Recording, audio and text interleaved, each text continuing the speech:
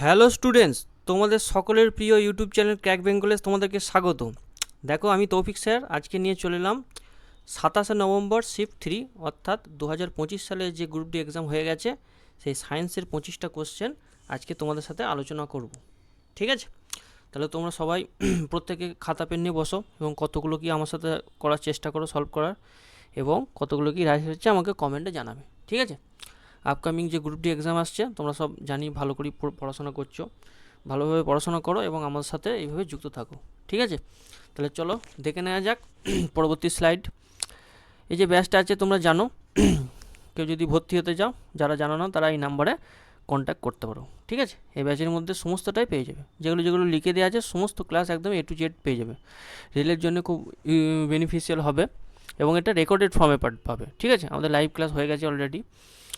চলো, আর দেখো আপকামিং কী ব্যাচটা আসতে চলেছে। এই যে 299-এর এই ব্যাচটা আসতে চলেছে, এটাও তোমরা যোগাযোগ করতে পারো। এটা পুলিশ এবং পিএসসি যে সমস্ত পরীক্ষাগুলো আছে পঞ্চায়েত থেকে শুরু করে সেইগুলোকে টার্গেট করে একটাই ব্যাচ আনা হচ্ছে, তার মধ্যে তুমি সব কিছু পেয়ে যাবে। ঠিক আছে, তাহলে একটা ব্যাচ কিনে নিলে কী হবে, তোমাদের আর 1000টা ব্যাচ কিনতে হবে না। বোঝা গেল? তাহলে একটা ব্যাচেতেই তোমরা পেয়ে যাবে। তাহলে কেউ যদি ভর্তি হতে চাও অবশ্যই এই নাম্বারে কন্ট্যাক্ট করবে। চলো, আজকের ফার্স্ট কোশ্চেন দেখো, এটা গ্রুপ ডিতে এসেছে 27 নভেম্বর শিফট 3-তে এসেছে। ওকে, দেখো প্রথমে বলেছে পৃথিবী পৃষ্ঠ থেকে কেজি ভরের একটি বস্তুকে বলছে এইচ উচ্চতায় রাখা হয়েছে। ঠিক আছে, ধরো এটা পৃথিবী পৃষ্ঠ, এখান থেকে এইচ উচ্চতায় কী রাখা হয়েছে, এটা হচ্ছে এইচ উচ্চতা, একটা বস্তুকে রাখা হয়েছে। তাহলে এর বস্তুটির মধ্যে স্থিতিশক্তি কত হবে, এর মধ্যে স্থিতিশক্তি কত হয়ে যাবে, এটার ভর এম, আর একটা গ্র্যাভিটেশন নিচের দিকে কাজ করবে জি, আর হাইটটা এইচ। তাহলে কী হয়ে যাবে, অপশান একটা হয়ে যাবে রাইট অ্যান্সার, mgh। আর গতিশক্তি কী হয়, গতিশক্তি কত হয়ে যাবে, এই ক্ষেত্রে গতিশক্তি কত হয়ে যাবে, 0। আর গতিশক্তির ফর্মুলা কি, হাফ এম ভি স্কয়ার। ঠিক আছে, মনে রাখবে এক্ষেত্রে গতিশক্তি কিন্তু 0। ঠিক আছে, যখন বস্তুটিকে ওখান থেকে ফেলা হবে তখন কী হবে, বস্তুটির গতিশক্তি আস্তে আস্তে বাড়তে থাকবে। বোঝা গেল? চলো নেক্সট কোশ্চেন দেখো, বলছি একটি লেন্সের দ্বারা সৃষ্ট বিবর্ধনের বস্তুর দূরত্ব বলে দিয়েছে ইউ, আর প্রতিবিম্ব দূরত্ব ভি বলে দিয়েছে। তাহলে নিচের কোন সূত্রটি প্রযোজ্য? ঠিক আছে, ওকে, বোঝা গেল? বস্তু দূরত্ব কত বলেছে ইউ, আর ভি হচ্ছে কি প্রতিবিম্বের দূরত্ব। তাহলে আমরা ডিরেক্ট কোনটা অ্যান্সার পেয়ে যাবো, অপশান বিবর্ধন হচ্ছে উত্তর হচ্ছে 3-এরটা, এম সমান হচ্ছে ভি বাই ইউ, অর্থাৎ প্রতিবিম্বের দূরত্ব বাই বস্তুর দূরত্ব। এখান থেকে অনেকগুলো নিউমেরিক্যাল দেয়। ঠিক আছে, মানগুলো বলে দেবে যে বিবর্ধনের মানটা বার করতে হবে। ঠিক আছে, লেন্সের দ্বারা বিবর্ধন। চলো নেক্সট দেখো, নিম্নলিখিত কোনটি গ্যাসের বৈশিষ্ট্য? ঠিক আছে, নিচে কোনটি গ্যাসের বৈশিষ্ট্য? 1 নম্বর বলেছে কোনো নির্দিষ্ট আয়তন আকৃতি নেই। হ্যাঁ, আকৃতি নেই, কিন্তু কোনো নির্দিষ্ট আয়তন নেই। হ্যাঁ, এটা হতে পারে। আচ্ছা, আকৃতি নেই তবে নির্দিষ্ট আয়তন আছে, না আয়তন নেই। ঠিক আছে, কোনো নির্দিষ্ট আয়তন নেই, এটা হবে রাইট অ্যান্সার। ঠিক আছে, আকৃতি আয়তন আছে, এটা হবে না। সংকোচনশীল কিন্তু তরল নয়। ঠিক আছে, এটা হবে না। ঠিক আছে, বোঝা গেল? নিম্নলিখিত কোনটির মধ্যে গ্যাসের একটি বৈশিষ্ট্য, তাহলে কি নির্দিষ্ট আকৃতিও নেই আর কোনো আয়তনও নেই। বোঝা গেল? চলো নেক্সট কোশ্চেন পড়ো। বলেছে যখন একটি বন্দুক থেকে একটি গুলি ছোড়া হয় তখন বুলেটটি সামনের দিকে অগ্রসর হয় কারণ বাতাসে প্রতিরোধ সামনের দিকে কাজ করে, বন্দুকের প্রতিক্ষেপ প্রতিক্রিয়া হিসাবে পেছনের দিকে কাজ করে, না ব্যারেলে কোনো বল প্রয়োগ করে না, না অভিকর্ষণ টানে সামনের দিকে ঠেলে যায়। ঠিক আছে, ব্যারেলে তো বল প্রয়োগ করবি, তাহলে এটা বাদ হয়ে গেল। অভিকর্ষজ টানে সামনের দিকে ঠেলে যায়, বাতাসে প্রতিরোধ সামনের দিকে কাজ করে, এটা হবে না। ঠিক আছে, তাহলে অপশান 2-এরটাও হবে, এটা বাদ। ঠিক আছে, 2-টা কী বলছে, যে প্রতিক্রিয়া অ্যাকশনের পর যে রিয়াকশানটা হয় বন্দুকটা থেকে বুলেটটা বেরিয়ে যাওয়ার পর, সেই রিয়াকশানের কারণে কী হয়, পেছনের দিকে কী করে, এটা নিউটনের সূত্র থেকে আমরা জানি। ঠিক আছে, এটা নিউটনের কোন সূত্র, নিউটনের 3য় সূত্র। Every action has a opposite and equal reaction. Okay, চলো নিম্নলিখিত কী বলেছে, বিবৃতির মধ্যে কোনটি এইচআইভি সংক্রমণ সম্পর্কে সত্য? ঠিক আছে, বোঝা গেল? তাহলে সবাই জানো এইচআইভি সম্বন্ধে কী বলেছে দেখো, এটি এরোসলের মাধ্যমে ছড়াতে থাকে, একটি মশার কামড়ের মাধ্যমে ছড়াতে থাকে, ভুল, এটাও ভুল। আচ্ছা, সাধারণ যোগাযোগের মাধ্যমে ছড়াতে পারে না, যৌন কর্মের জন্য ছড়াতে, এইটা হবে রাইট। ঠিক আছে, এটা খুব ইজি ছিল। নাম্বার 4 হয়ে যাবে কি আমাদের সঠিক উত্তর। ঠিক আছে, বোঝা গেল? ক্লিয়ার? চলো নেক্সট দেখো, বলছে ড্যাশ অধক্ষিপ্ত হয় যখন চুন জলের মধ্য দিয়ে কার্বন ডাই অক্সাইড চালনা করা হয়। ঠিক আছে, CaOH CaCO3 আর CaHCO3 CaSO4, এটা তো বাদ হয়ে যাচ্ছে অলরেডি, এই তিনটের মধ্যে অ্যান্সার হবে। ঠিক আছে, তাহলে দেখো দুইটা হলো কি আমাদের রাইট অ্যান্সার। বোঝা গেল? সংকেতটা দেখো লিখে দিচ্ছি আমি। ঠিক আছে, CaCO3 plus CO2 plus H2O, এটা দেবে এনসিআরটিতে আছে, এগুলো সব পড়ানো আছে। ঠিক আছে, এটা সমান হচ্ছে CA, এগুলো ব্যাচেতে সব করিয়েছি, OHO CO3 তার হোল 2। বোঝা গেল? এটা রিয়াকশানটা মনে রাখবে, ক্যালসিয়াম বাইকার্বনেট উৎপন্ন হবে, এটা ক্যালসিয়াম বাইকার্বনেট। ঠিক আছে, ক্যালসিয়াম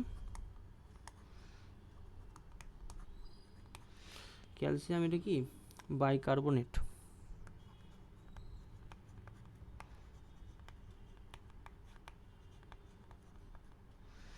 ঠিক আছে, বোঝা গেল? চলো নেক্সট দেখো, চাঁদে একটি বস্তু ওজন পৃথিবীর চেয়ে কম, কারণ কী কারণে কম হয় বলো? চাঁদের মহাকর্ষীয় ত্বরণ কম, না চাঁদের বস্তুর ভর কমে যায়? এটা তো হবে না। আচ্ছা, কী বলে চাঁদের ভর পৃথিবী ভরের সমান, ভুল, এটাও ভুল। চাঁদের কোনো বায়ুমণ্ডল নেই, এটাও ভুল অ্যান্সার। তাহলে অ্যান্সার হয়ে যাবে কোনটা আমাদের সঠিক উত্তর, একেরটা হয়ে যাবে। কি চাঁদের মহাকর্ষীয় ত্বরণ কী হয়? খুব কম হয়। চাঁদের মহাকর্ষীয় ত্বরণ কত হয়? G ড্যাশ সমান কী হয়ে যাবে G/6, 1/6 অংশ হয়ে যাবে। ওকে, এটা চাঁদের অভিকর্ষীয় ত্বরণ বা মহাকর্ষীয় ত্বরণ বলতে পারো। চলো, বৈদ্যুতিক শক্তি, ক্ষমতা এবং সময়ের মধ্যে সম্পর্ক কি? ঠিক আছে, চারটের মধ্যে হবে। দেখো এই প্লাস মাইনাসটা প্রথমেই বাদ দিয়ে দাও, এটা তো হবেই না, কারণ ইনটু অথবা ভাজিতের মধ্যে আছে। তাহলে শক্তির সমান কি হবে? ক্ষমতা ইনটু সময়। ঠিক আছে, অপশান 3 যাবে কি আমাদের রাইট অ্যান্সার। বোঝা গেল? ক্ষমতা ইনটু সময়। এখান থেকে অনেক নিউমেরিক্যাল আসে। ঠিক আছে, এগুলো ভালো করে দেখে যাবে, এখান থেকে প্রচুর কোশ্চেন আসে। আচ্ছা, কোনটির অম্লতা সবচেয়ে বেশি? ভিনিগার, দুধ, লেবুর রস না জল? জল তো প্রশম হবে না, দুধও হবে না, দুধ হচ্ছে কি সাধারণত ক্ষারীয় টাইপের। ওকে, তাহলে ভিনিগার আর লেবুর রসের মধ্যে অ্যান্সার হবে। ঠিক আছে, তাহলে ভিনিগারের থেকেও কী হবে, লেবুর রসটা কি সবচেয়ে অম্লতা বেশি। এগুলো দেবে এনসিআরটিতে আছে সব, এগুলো লিস্ট করা আছে যে কোনটার কার কতটা পিএইচ বলে দিয়েছে। তাহলে পিএইচ 7-এর বেশি হলে কী হবে ক্ষারীয় হবে, 7-এর কম হলে কী হবে অম্ল হবে। এবার লেবুর রসেরটা মনে হয় 2 পয়েন্ট সামথিং এরকম আছে, 2.3 না এরকম টাইপের। ঠিক আছে, খুব কম লেবুর রসের, ভিনিগারের থেকেও কম। চলো, এত ভোল্ট বিভবপ্রভেদ যুক্ত দুটি বিন্দুর মধ্যে 5 কুলম আধান সৃষ্টি করতে কত কার্য? ঠিক আছে, কার্যটা বের করতে হবে। তাহলে কার্য সমান কি জানি, ডাব্লু সমান কিউ ইন্টু ভি। তাহলে কিউ এর মান কত? কিউ এর মান আধানের মান 5 আর ভি এর মান কত 15। এটা কি হয়েছে ওয়াটে চলে আসবে, সরি ওয়াট কেন, এটা জুলে আসবে, শক্তি হচ্ছে ওয়াট। ঠিক আছে, দেখো এটা জুলে চলে এলো, তাহলে ভাই 75 জুল। ওকে, অপশান 3-এরটা গেলো রাইট অ্যান্সার। ক্লিয়ার? বোঝা গেল? চলো নেক্সট কোশ্চেন, নিম্নলিখিত কোন কোষাঙ্গনে এটিপি উৎপাদনকারী রাসায়নিক বিক্রিয়াগুলোর মধ্যে পর্যাপ্ত ক্ষেত্রফল রয়েছে? সবাই জানো মাইটোকন্ড্রিয়া। মাইটোকন্ড্রিয়াতে কি উৎপন্ন হয়? কোষের শক্তিঘর বলা হয়। ঠিক আছে, এটাকে কি বলা হয়? মাইটোকন্ড্রিয়াকে কোষের শক্তিঘর বলা হয়। এই কোশ্চেনগুলো পরীক্ষায় বারবার আসে, এগুলো ভালো করে একটা নোটস করে নেবে। ঠিক আছে, কোর্স চ্যাপ্টার থেকে প্রচুর প্রশ্ন আছে। চলো নেক্সট কোশ্চেন দেখো, নিম্নলিখিত কোনটির মধ্যে দ্রুততম ব্যাপন দেখা যাবে? ঠিক আছে, কঠিনে কঠিনে, গ্যাসে গ্যাসে, তরলে কঠিনে, না গ্যাসে তরলে। ঠিক আছে, তাহলে সব থেকে ব্যাপন দেখা যাবে দ্রুত কোথায়? গ্যাসে গ্যাসে। কারণ কি? খুব তাড়াতাড়ি ছড়িয়ে পড়ে। তরলের থেকেও কী হয়? গ্যাস খুব তাড়াতাড়ি ছড়িয়ে পড়ে না? চলো, তাহলে এর ব্যাপনের মাত্রা সব থেকে বেশি। গ্যাসের ব্যাপনের মাত্রা কার থেকে বেশি? লিকুইডের থেকে। আর লিকুইডের থেকে বেশি হচ্ছে সলিড। এই ফর্মুলাটা আমি তোমাদের এনসিইআরটিতে পড়িয়েছি। ঠিক আছে, চলো নেক্সট দেখো, একক ফসল চাষের চেয়ে ইন্টারক্রপিং শস্যের সাথে অন্য শস্যের চাষকে কীভাবে উপকারী?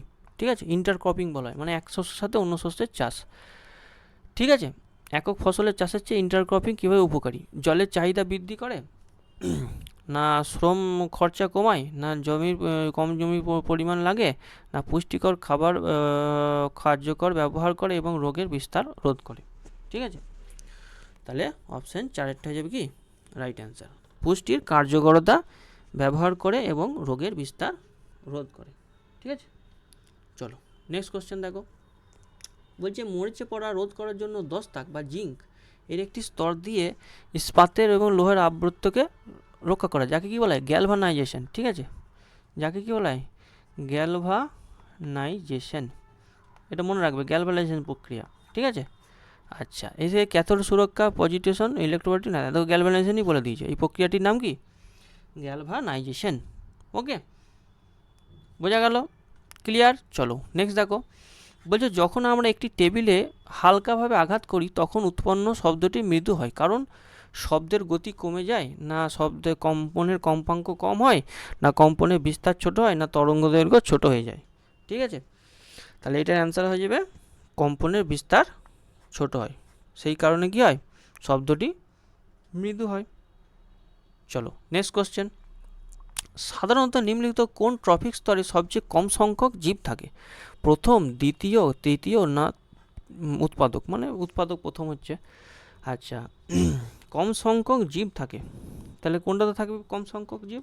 তৃতীয় শ্রেণীতে। ঠিক আছে, আর সব থেকে বেশি থাকে কোনটায়? সব থেকে বেশি থাকে উৎপাদক, গাছপালা দেখবে বেশি সব থেকে।